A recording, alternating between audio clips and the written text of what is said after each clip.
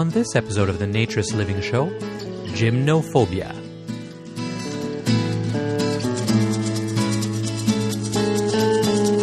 This episode of the Naturist Living Show is brought to you by Bear Oaks Family Naturist Park.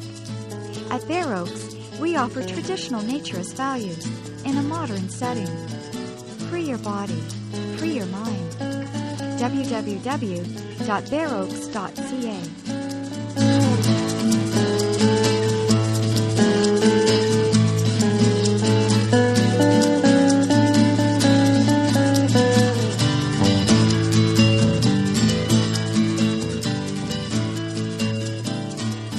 So welcome to episode 14 of the Naturist Living Show. This is a bit of an anniversary because on December 11th of 2008, exactly, or almost exactly 1 year ago, is when I launched the first episode of the Naturist Living Show. There's actually 14 shows because I put 3 episodes up in December and to really get it going. And after that, I tried to do one every month. And I was, at one point, I was at the end of the month until I moved to the beginning of the month, which is why we are with the number we are with now. Some people ask me whether I'm nude when I record the show, and of course I am. This show is recorded and edited entirely clothes-free. And in fact, I'd like to encourage all of you who are listening out there to maybe hit the pause button and get comfortable. If you're wearing clothes, take your clothes off. Get into the spirit of this show so you can really analyze how you're feeling as you're listening to the rationale about the fear of nudity, how we feel about ourselves and how we feel about our own body. Of course, if you're in the car, don't do that, obviously. Certainly not if you're moving. And I guess if you're listening to this in a public place or listening on your iPod or your MP3 as you're walking down the road, and you're in a public place, obviously you can't do that. But if you're in your own space, if you're in a private place, take a moment, get comfortable, and let's get into the spirit of things.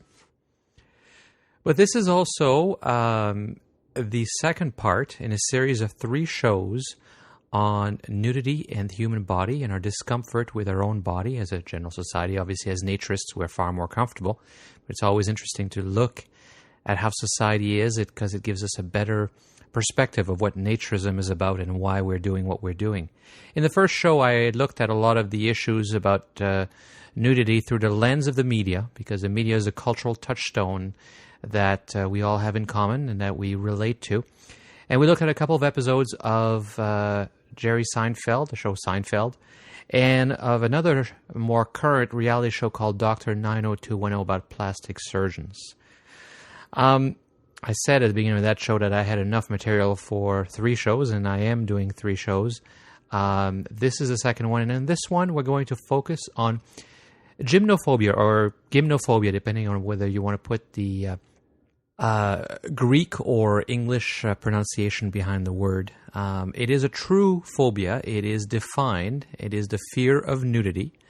As many of you out there probably know, gymnos. It means nude in Greek. Phobia is anything with phobia is a fear. So this is the fear of nudity. Could be the fear of other people's nudity. Could be the fear of your own nudity. For most of society, it seems to be a little bit of both. And in fact, this is my thesis here today, is I'm suggesting that our society has a built-in gymnophobia. Almost everybody suffers with some level of gymnophobia. It is so common, it is so pervasive, it's actually built in to our society. And so you say, well, I don't know, does that make any sense? Well, let's take a look at what a definition of a phobia is. According to the National Mental Health Association in the U.S., it's a persistent, irrational fear of certain objects or situations. So there can be 2 different kinds of phobias. Fear of specific things or objects. For example, arachnophobia is fear of spiders. Or there can be a fear of embarrassment in a public setting. Those are called social phobias. And clearly, in my opinion, and I'm going to try to rationalize that here, clearly I believe that gymnophobia is what most people in society suffer from. And that's what naturism, to a large extent, is trying to cure. It's to help people with this irrational fear. So let's start. There is I did a little research, and I found a psychology podcast from the Texas Tech University Department of Psychology. And in it, they interview a Dr. Martin Anthony, who is the professor at the Department of Psychology at Ryerson University and Director of Research at the Anxiety Treatment and Research Center at St. Joseph's Healthcare, which, despite this being a Texas podcast, this is actually a Toronto-based doctor. They also interview a Dr. Frank Datilio, who is works for the Department of Psychiatry at Harvard Medical School and at the University of Pennsylvania School of Medicine. So they talk a fair bit about phobia, and it's an interesting series actually on psychology in terms of a podcast. So I'll put a link to it in the show notes. And so they define what is a phobia. Let's listen to that. A phobia is an extreme fear of an object or situation that is out of proportion to the actual danger. Phobia has to be a fear that is bothersome in some way. It interferes with the person's life, or it really bothers them that they have the fear. Elements that we find that coexist is the issue of being out of control, the issue of being put aside by their own reaction to the stimulus. So it's almost like once you develop a phobia, then there's almost like a phobia about the way that you react when you're in the presence of the stimulus. So after a while, that in of itself is reinforcing of them. And, of course, the more they avoid, the more it strengthens the fear. So there's a lot of common themes in how people define phobias. And the fact that it interferes in your day-to-day life seems to be a fairly key thing, which would make generally phobia, gymnophobia, not be an issue for most people, because you don't really have to deal with nudity in our world because we protect people from that because it's so dangerous. It's not dangerous, it's a fear. It's an irrational fear. So let's look at a phobia this way. If you and I were going to a tall office building, let's say 10 stories, we're going to the top floor. And as you get ready to go in the elevator, I say, you know what? I'm not really comfortable with the elevator. I'm just going to walk up the stairs. I'll meet you at the top. You'd recognize probably that I have some fear of small enclosed places or something like that, because it doesn't make any sense. It doesn't make any sense why I would want to take that many flights of steps. Perhaps I was trying to be healthy. But the way I described it, you would recognize I have a phobia, an irrational fear, a claustrophobia perhaps. And it's obviously impacting my life because in tall buildings it's hard to make do with just staircases. It takes a lot of time and a lot of energy, and physically we probably couldn't handle some of the taller buildings. Now, if I reverse that and we went to a nude beach, and it was a beautiful, hot, sunny day, and there was really no reason to wear a bathing suit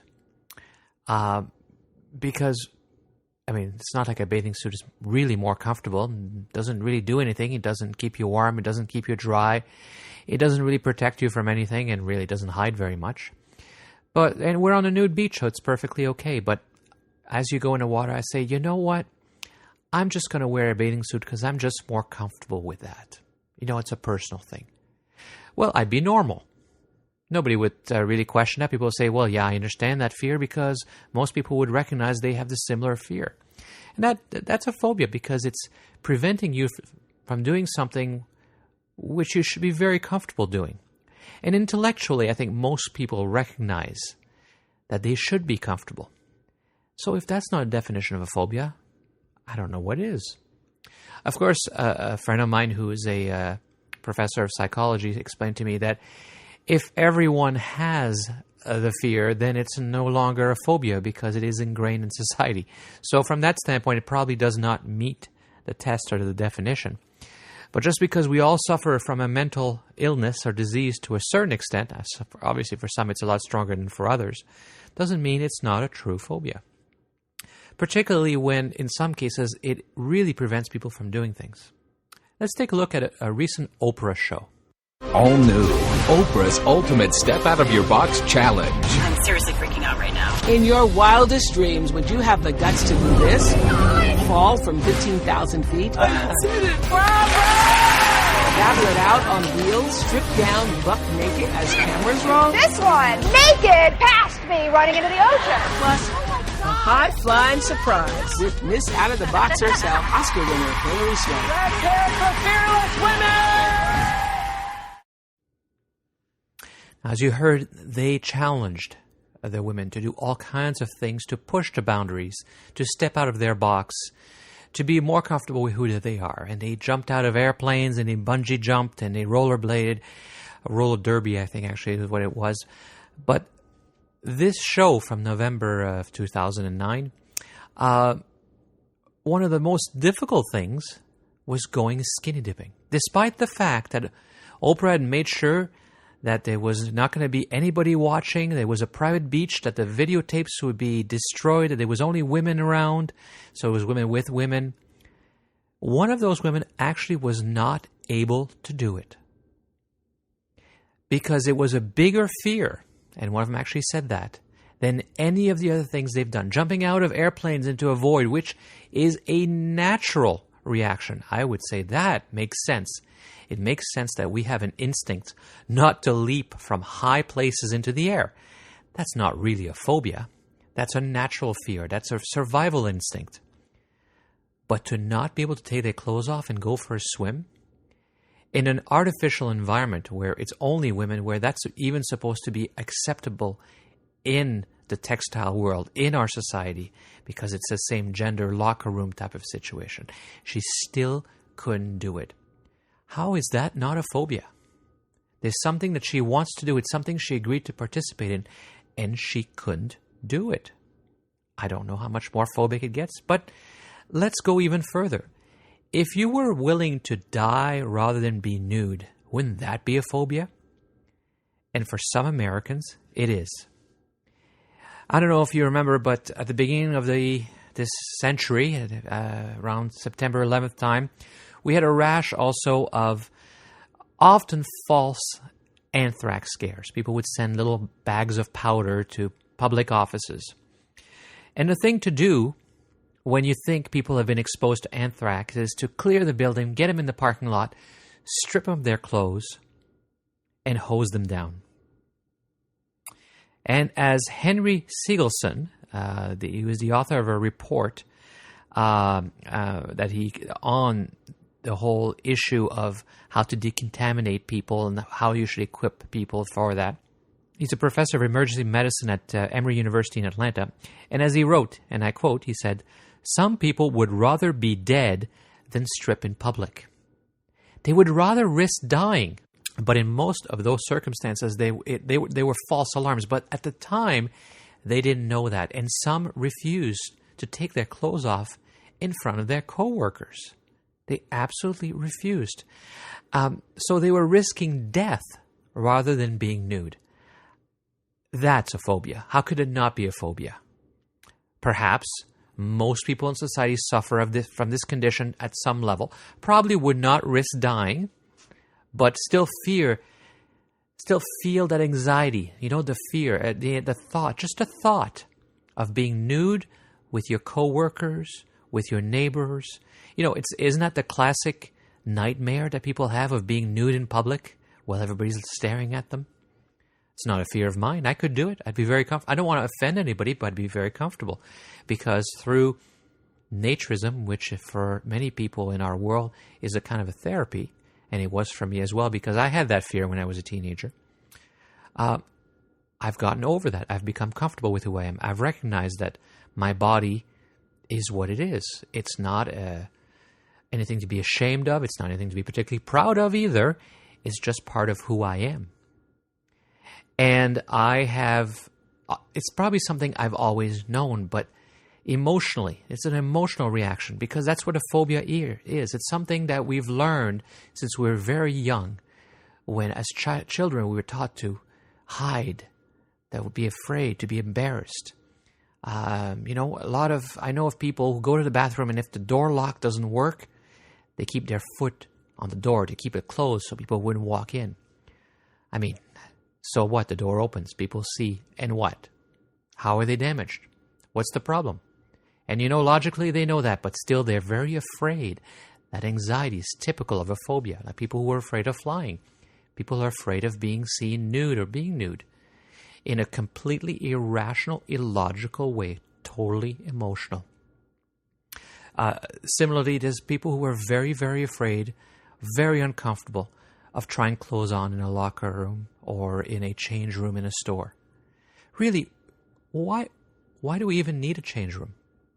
If we were all comfortable as like naturists are, we would just go in, drop our pants, try on a pair of pants, put the other pair of pants back on. It wouldn't be a big issue. It might seem silly.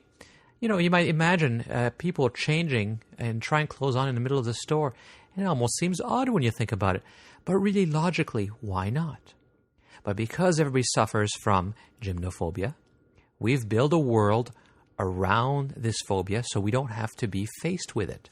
So we have little change rooms, and we have little cubicles, and we have locks everywhere. And we do all kinds of things to make sure that we are not forced to deal with this irrational fear, with this anxiety. So the question, of course, comes down to how do you deal with a phobia? How do you treat a phobia? And for that, we went back to the psychology podcast from Texas Tech University. Unilaterally, exposure is the bottom line. You can't do the treatment of phobia without eventual exposure. Even Freud said, in his work, that eventually people had to go out and face their own anxieties. It's probably one of the easiest things to treat. People stick with it, they get over it. Certain phobias, like animal phobias, people are able to overcome in as little as a single session. For something more complex, like agoraphobia or social phobia, treatment typically takes a few months. And even after treatment, people may still struggle with occasional panic attacks or social anxiety in some situations. Now, isn't that funny? So the key is exposure. And pardon the pun, I didn't make them say that. That's literally what they decided to say. The key is exposure. And it's true. For any phobia, treatment is about slow and gradual exposure. You cannot rationalize away a phobia because it's not rational. Just like most people can logically tell you that there's no reason why they can't be nude in front of each other. They won't come to any harm. They won't be any lesser or better or worse for it. They'll just be who they are. They know that intellectually, most people. Some try to cover up this fear, this anxiety with talk about morals and privacy and that kind of thing. But really, when it comes right down to it and you try to have the logical argument, everybody logically understands, but the emotions are still there. The same thing with fear of flying or anything else. When people are afraid of flying, what they do is they can talk about it all they want, but they have to gradually put them in settings and make them comfortable through treatment and exposure to their fear in small measured doses. It's almost like getting a vaccine. They become better at coping with it. They are given tactics and tools and techniques to help them cope. And so naturism is the great therapy and treatment for gymnophobia. It's all about exposure, which is really an ironic word here. No pun really intended, but that's what it is. And so we need to help people in our world get over their gymnophobia by showing them that naturism is a better way, that they can be better people. So let's continue with our analysis of society's attitude towards the human body and nudity by once again looking at how we view the human body through the lens of the mass media. And one of the best shows I've seen on the topic was actually a true documentary. It aired on March 3rd of 2009. It was on a series called BBC Horizon, the British Broadcasting Corporation in the UK. Unfortunately, it was not available here in Canada, at least not in any of the channels that I had. And this particular episode was titled, "What's the Problem with Nudity?" which is, of course, perfect what we're discussing here.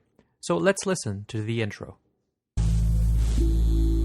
There's one thing you do every day in the privacy of your home, but you'd never dream of doing in front of strangers.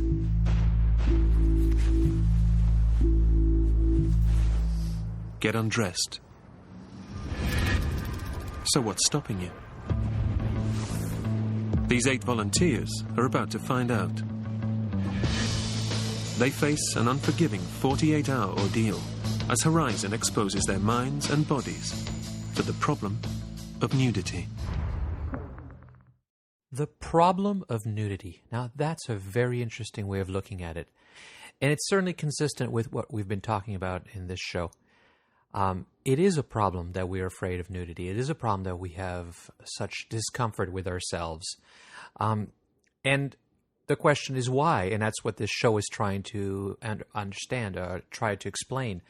It's a very well-made show. It is, despite the fact that they're bringing people together for these experiments, I think the experiments, while not scientific, are certainly a very, very good way to illustrate the issues and to understand and look at how people feel and react very objectively. These 8 volunteers have never been nude in public before. They certainly act that way. Of course, the fact they volunteered for this and they knew what they were volunteering for means they're probably a little bit more predisposed to being comfortable with themselves nude. But as you can see in the show, that's not true at all. And what I love about the way they address the topic is they are very matter-of-fact. They are very scientific. They make no attempt to show or hide anything. They focus at times on genitals, on nipples. There is no embarrassment, no shame, no apology, no black squares, no pixelation. Everything is really clear. And as much as these volunteers knew what they were getting into, they expressed the same kind of fear, the same kind of phobia, the gymnophobia we've talked about, the irrational fear. They know it's irrational, but they can't help it. They have anxiety at the thought of some of these experiments they're doing. And of course, the show goes to extreme lengths to make it even worse. I have no preconceptions. Quite a few fears. You know, the nudity bit and having an erection or something like that, that'd probably be one of my fears. I suppose there's a fear that people will laugh, that there'll be that element of ridicule or shock.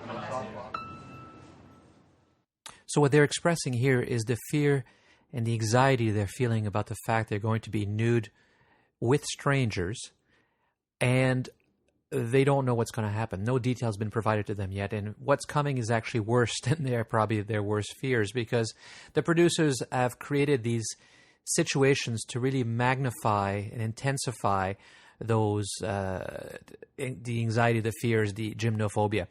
One of the early ones, they are told to strip in front of a mirror in a very open room. What they don't know is that on the other side, there's a person watching. It's a one-way mirror. And, of course, they know they're being filmed doing this. So, of course, getting undressed has an additional element of discomfort in our society. So they've really made it gone to them for the maximum effect. But what's interesting is the measurement of the watcher, the person on the other side of the glass who is watching them get undressed, who also feel anxiety and discomfort, despite the fact that nobody sees them, nobody knows they're there. They still feel uncomfortable watching somebody be nude. I mean, really, this is gymnophobia. This is a phobia. How can you not recognize that we, or most of us in society, feel this phobia? And they go even further with some of the experiments. They have other ones where they have to stand in front of others and be critiqued and observed. They have other experiments where they have to paint each other's bodies. There's one where one dressed person undresses the other. A lot of very interesting experiments. But if it was just that, it would just be another reality show with really quasi-scientific experiments. I mean, these experiments are done for television. They're done for the purpose of getting some interesting footage and illustrating a point. But of course, they're not really scientific. There's no controls. The number of people is too small. What makes it a really interesting and true documentary is that they also try to answer these questions by interviewing scientists and by looking into existing research. And one of the big questions, of course, is why are we nude? Why is it that we are the only mammal that doesn't have fur? Presumably, based, if you believe on evolution, we lost that fur at some point.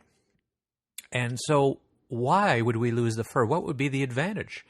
As most naturists know, it doesn't take a big drop in temperature for us to start to feel cold. And so the fur would certainly have given us an advantage if we hadn't created clothing. And in the beginning, presumably, we lost the fur, but we didn't invent clothing immediately. Although some have theorized that it was the use of clothing that caused us to lose fur. But even if we invented clothing, you wouldn't automatically lose fur because you wouldn't, just because you don't need it doesn't mean your body loses it. You lose an adaptation or a physical ability or a characteristic in evolution because you have an advantage for not having it. And so here's their answer. It's this unique solution to keeping cool that drove the loss of our fur, according to Professor Peter Wheeler. Humans rely on whole-body cooling, and their combination of a naked skin and highly developed sweat glands enables them to lose heat at a rate not approached by any other mammal. Humans are the sweatiest creatures in history.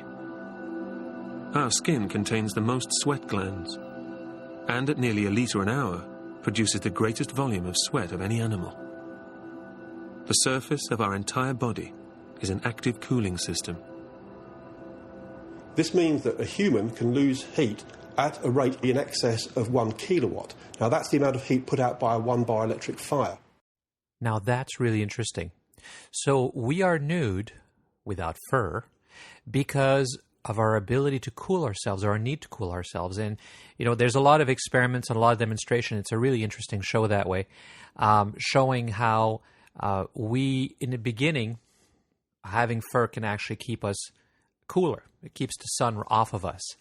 But eventually, as the heat builds and builds, and it's generally accepted that we all evolved in the very hot environments of Africa, the heat generation becomes more than the fur can prevent from happening, and only sweating can really help us cool ourselves. And another thing that's I read about in a running magazine once is that we can outrun any animal on Earth, not in immediate speed, but over long distance because of this incredible ability to cool ourselves.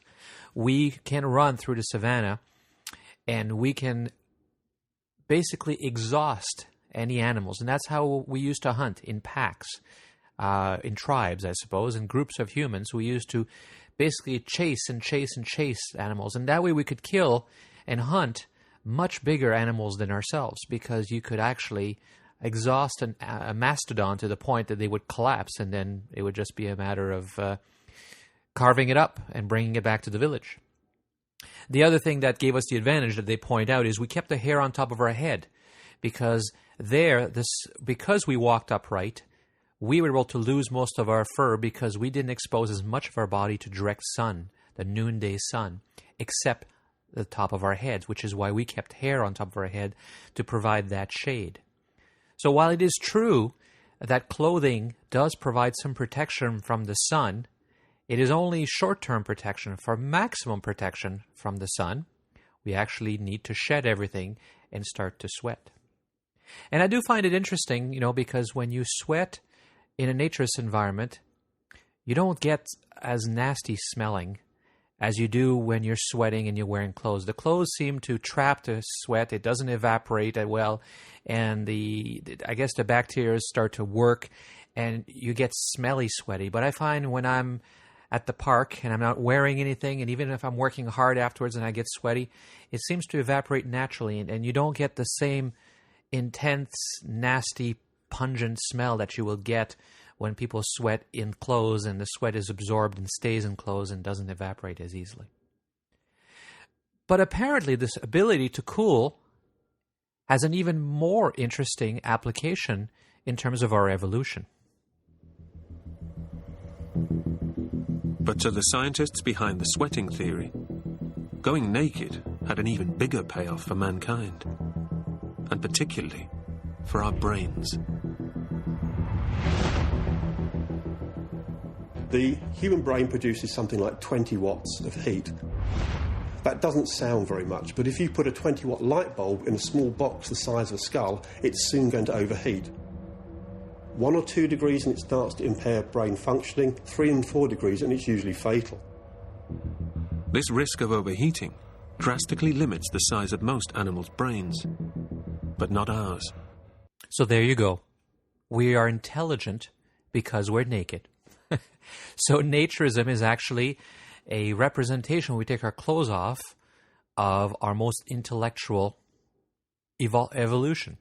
We've evolved to be thinking, rationalizing, planning, inventing creatures because we're naked.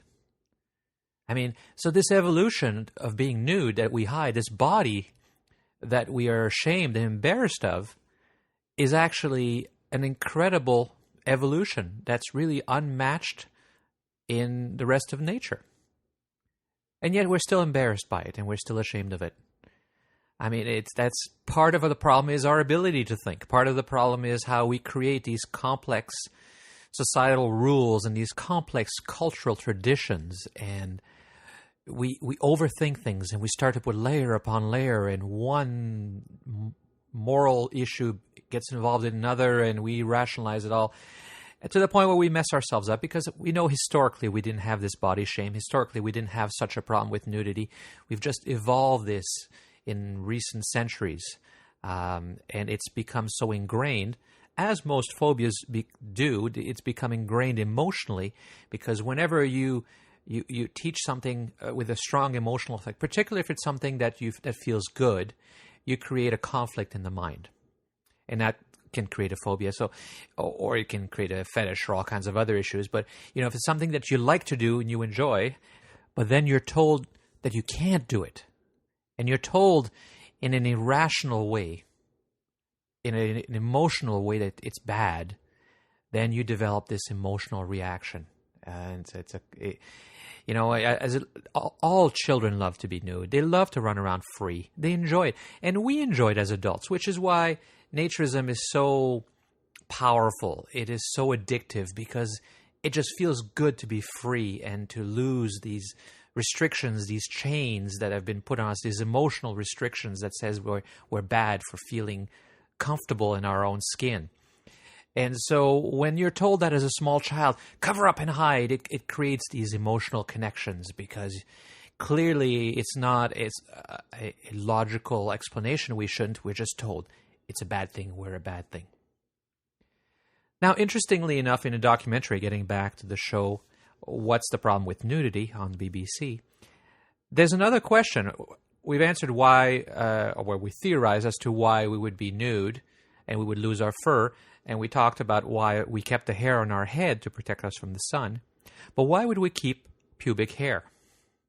And pubic hair is an interesting issue for me, because I've always wondered, why do we shave pubic hair? Why do we shave armpits? Why do we shave pubic areas? And in recent years, I've noticed there's a trend, not just in the naturist world, but in the general world, for people to shave their pubic hair or all of their body hair. We don't have that much body hair, but male in particular do have some, but in particular shaving all of the pubic hair. And people talk about feeling that it's more attractive, that it's sexier. But ironically, what we may be doing is making ourselves less attractive. Listen to this part. There was a recent study done that looked at the amount of tips that lap dancers earned on varying days of the cycle. And on high fertility days, men tipped them more generously. No one has yet worked out exactly what these fertility signals are. But Dr. Hazelton has identified one likely candidate. Women's body odors change. They become more attractive on high as compared with low fertility days of the cycle. And this discovery promises to solve another mystery about the naked human body. What pubic hair is for. One explanation is that body hair is a conduit for scent communication. So I personally have never been a big fan of complete shaving, but to each his own. It's certainly not against any rules at Bare Oaks, and if people want to do that, and we do, we shave our faces as males, we do trim our hair, and there's nothing wrong with doing some of that. Obviously, with pubic hair, it's part of how we make ourselves unique and how we groom ourselves.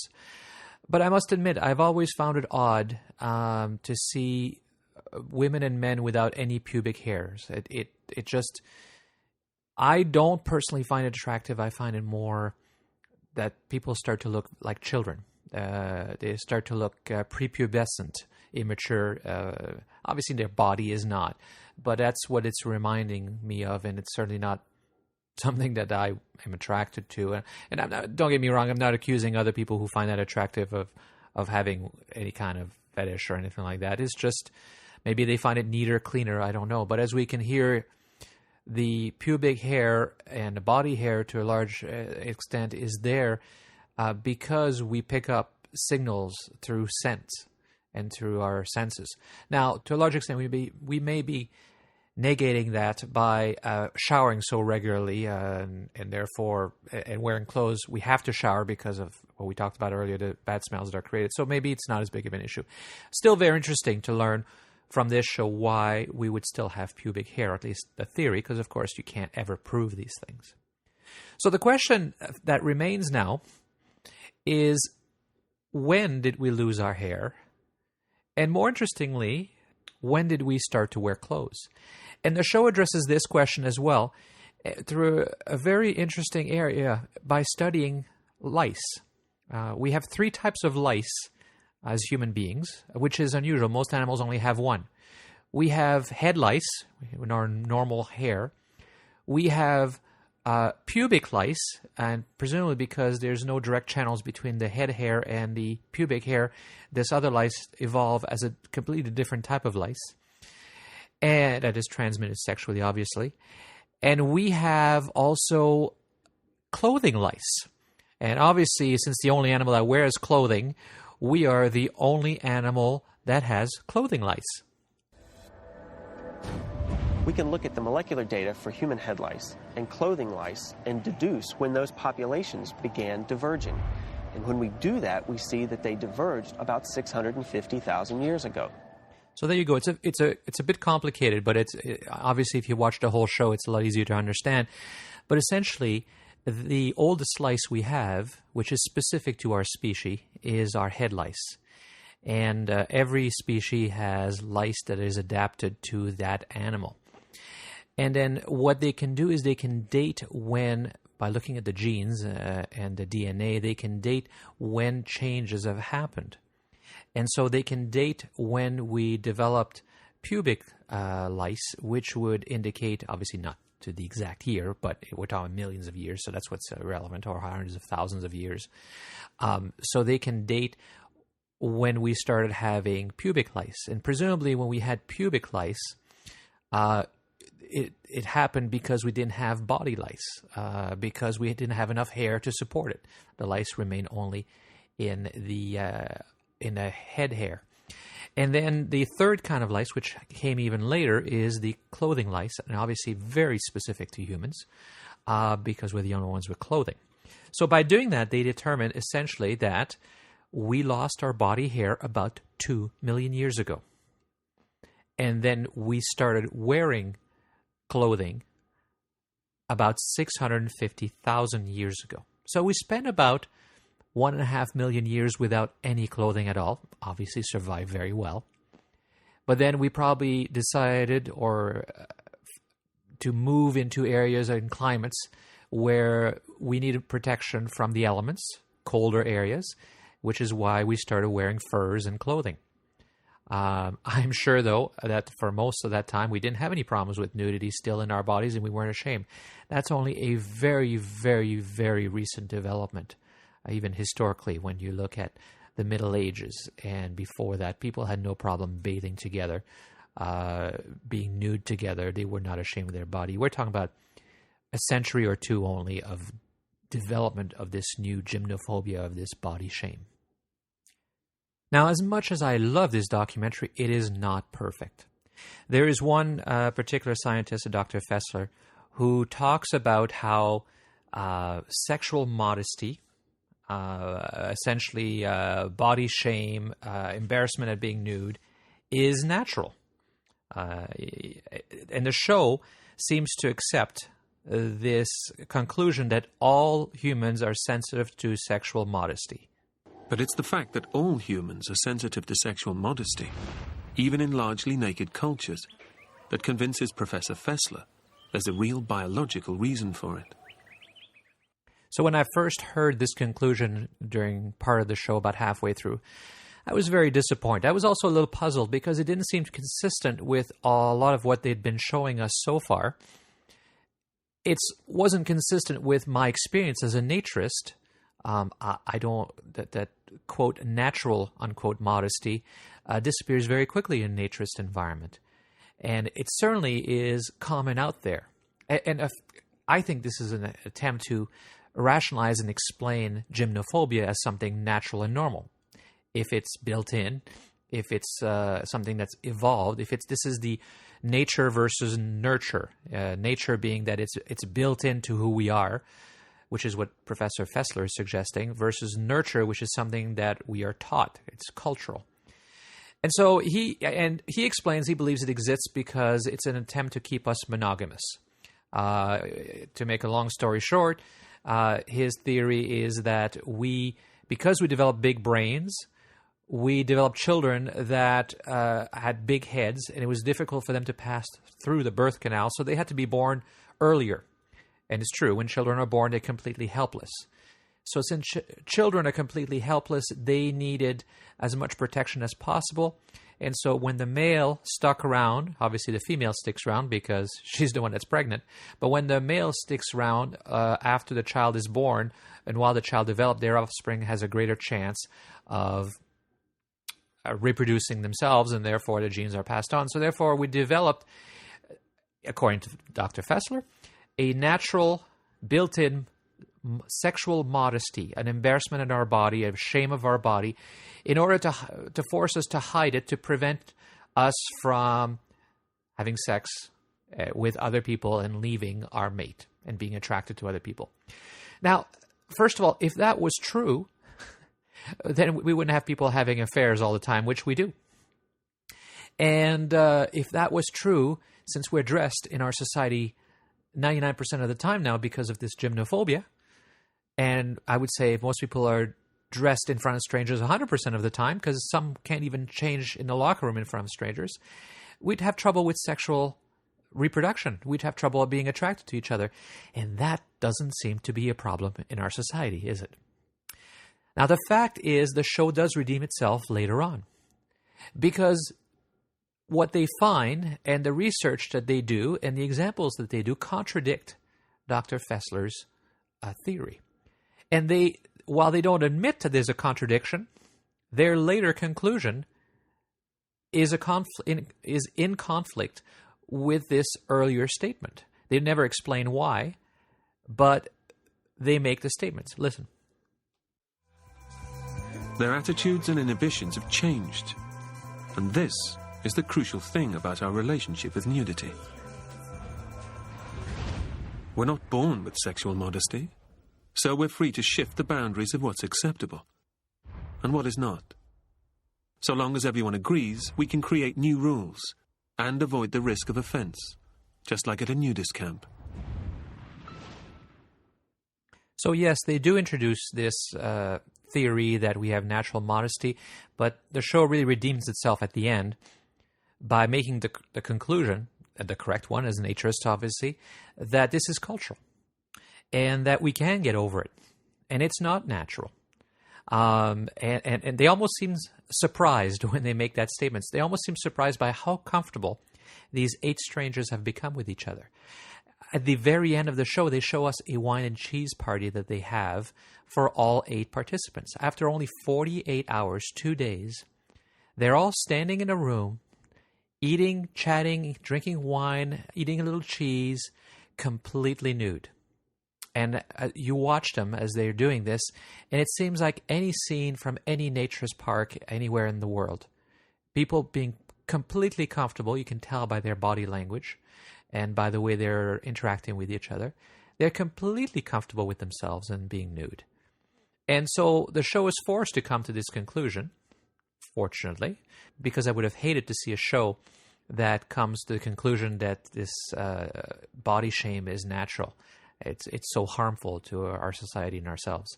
But they do come to the conclusion you've just heard. And so for that reason I still believe this is a fascinating documentary.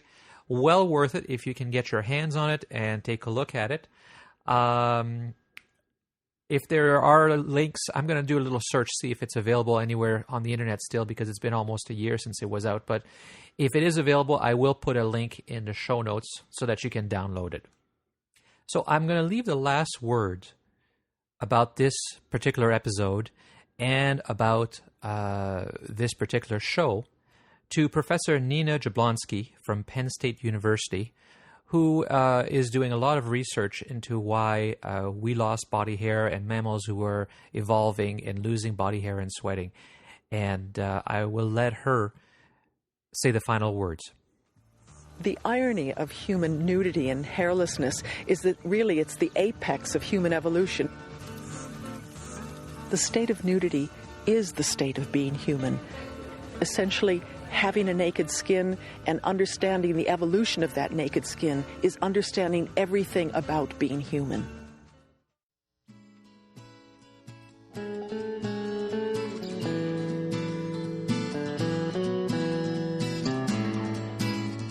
So that's it for this episode of the Nature's Living Show.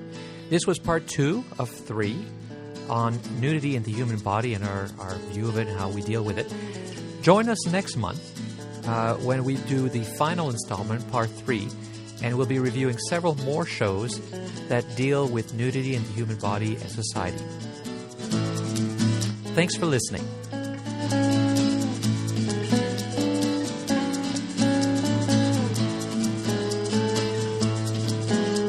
This episode of the Naturist Living Show was brought to you by Bear Oaks Family Naturist Park. Traditional naturist values in a modern setting. Traditional values means that naturism is more than just taking your clothes off. It is a life philosophy with physical, psychological, environmental, social, and moral benefits. Bear Oaks Family Naturist Park strives to promote those naturist values in a modern setting that provides the amenities and services that our members and visitors expect. Free your body, free your mind. Learn more at www.bearoaks.ca.